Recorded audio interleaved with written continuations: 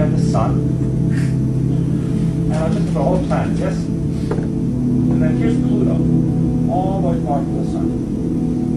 This region that rings the whole solar system is called Kuiperbelt.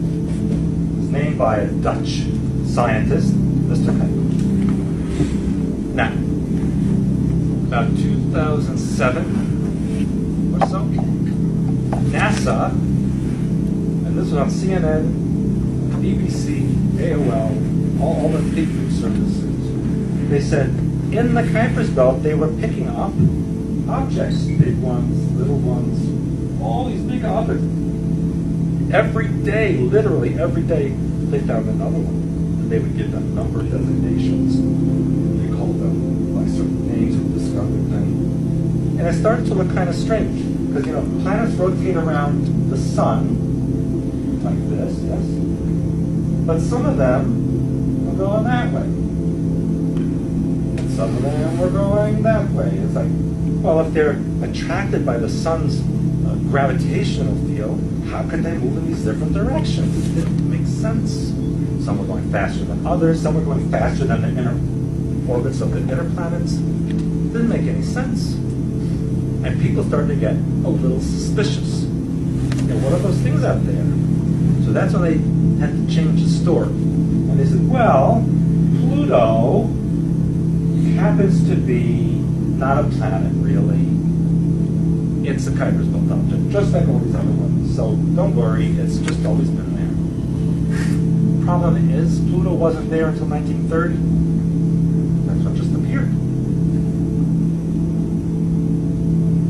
So, what is Pluto?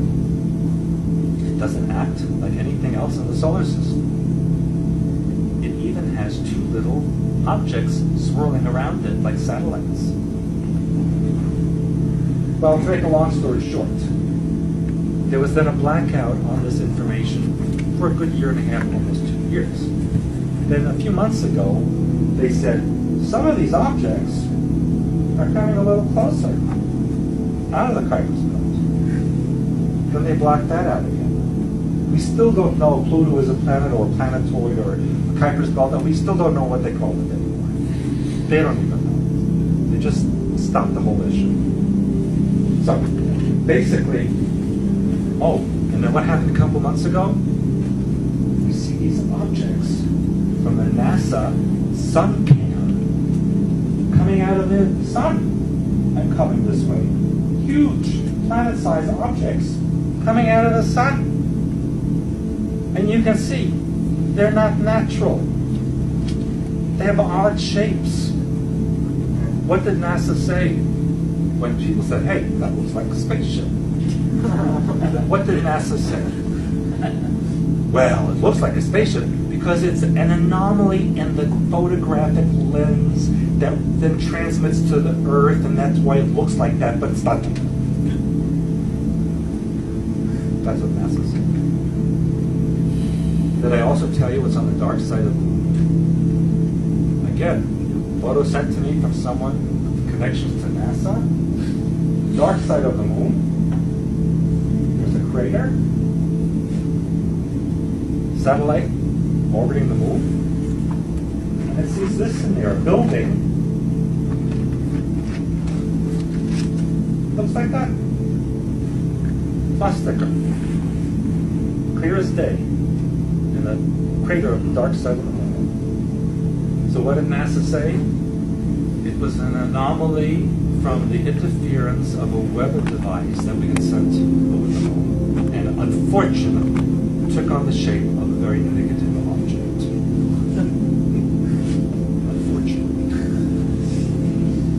Unfortunately, looks like this.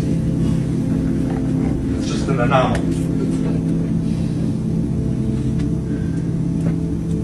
Why am I telling you this? Because that's why I went to Antarctica. Antarctica is where the fourth Reich is.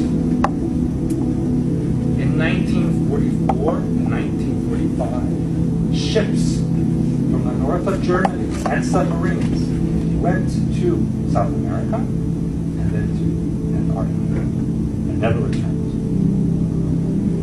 Documents after the war showed the Germans were meticulous in their documentation. Every hair on every head was documented.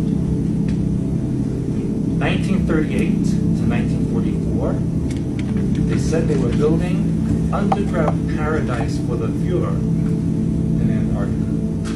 And they were using materials from South America and South Africa. This is documented in German history. In 44 and 45, blonde-haired, blue-eyed people from Poland, Ukraine, Russia, Germany,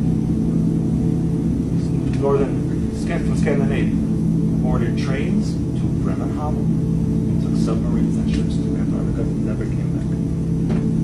1946, the British, the Canadian, and the Americans sent a fleet to Antarctica for war. Now, it's 46, the war's over.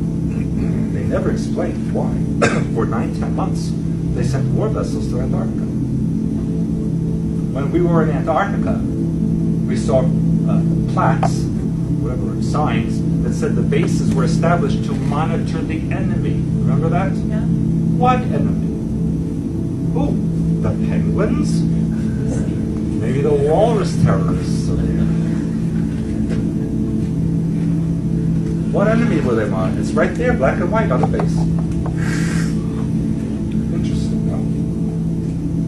The enemy is in the Schwabenland, underneath Antarctica, and also extends to Lake Vostok, where the Russian base is located.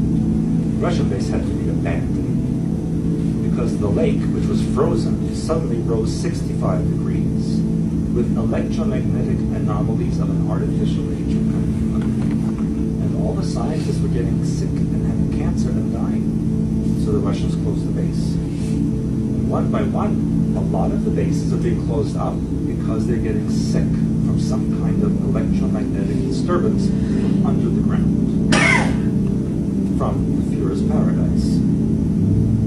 It's believed that they had a vehicle which they called Frillcraft, which was found on the island of Peenemünde in the north coast of Germany, which was their version of Area 51.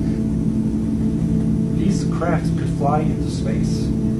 That's what created the moon base and the swastika. These people are in league with the Kuiperbelt.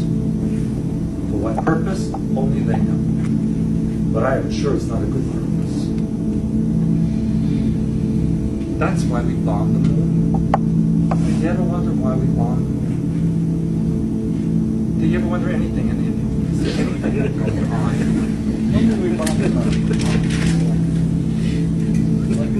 Did you know we bombed the moon? Yeah. Why did they bomb the moon? They said they wanted to see, when the particles fly up in the air, if there was water in it. Well, landed on the moon supposedly. Couldn't the rover drill down and see if there was water in there? Why did they have to bomb the moon? And if there's no atmosphere, why would it rise up into the atmosphere and fall back down, right? Wouldn't it just fly away into space because there's no atmosphere? The bombing was blacked out. They let you see up to the moment, and then it blacked it out. And then they came back later and said, oh yes, it was very successful. What did they bomb? Well, they bombed the probe from the Kuiperbelt that was monitoring the Earth.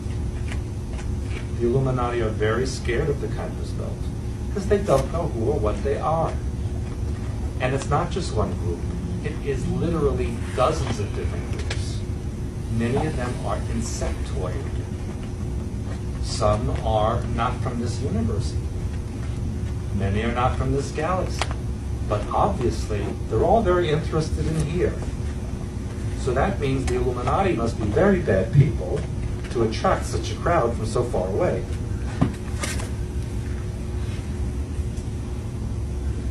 But, as I mentioned, it doesn't mean they love you either. You know, I told you about